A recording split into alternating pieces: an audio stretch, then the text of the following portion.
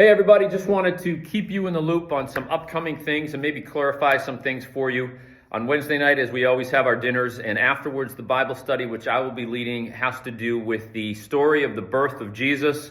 We looked at some prophecies last week. We're going to be looking at Luke 1 and 2 this week, and next week we'll be in Matthew and John. So if you'd like to come out and just focus on the true meaning of what this season is supposed to be about, and that is just focusing on Jesus. And actually, that's true of every season of our life. We should always be focusing on Jesus.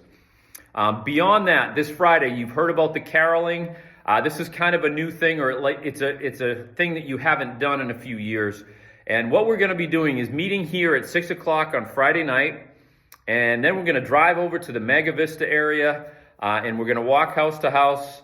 And we're going to offer to people to sing a couple of carols to each person, a couple of songs about Jesus, and we're just going to go from house to house for probably an hour or so.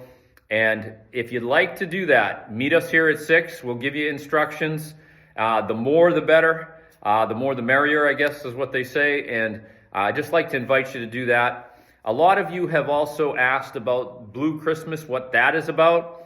And I know that this is something that this church has participated in for a number of years. And that's really a service for people who have a hard time during the holidays. And maybe specifically this year, maybe you've lost a loved one and you'd like to think about and remember that person.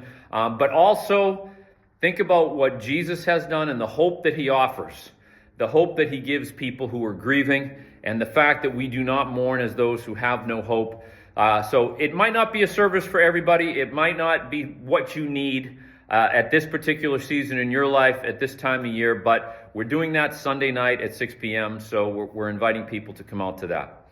If you have other questions, if you're not sure about any of these things or anything else, please feel free to contact me. God bless you.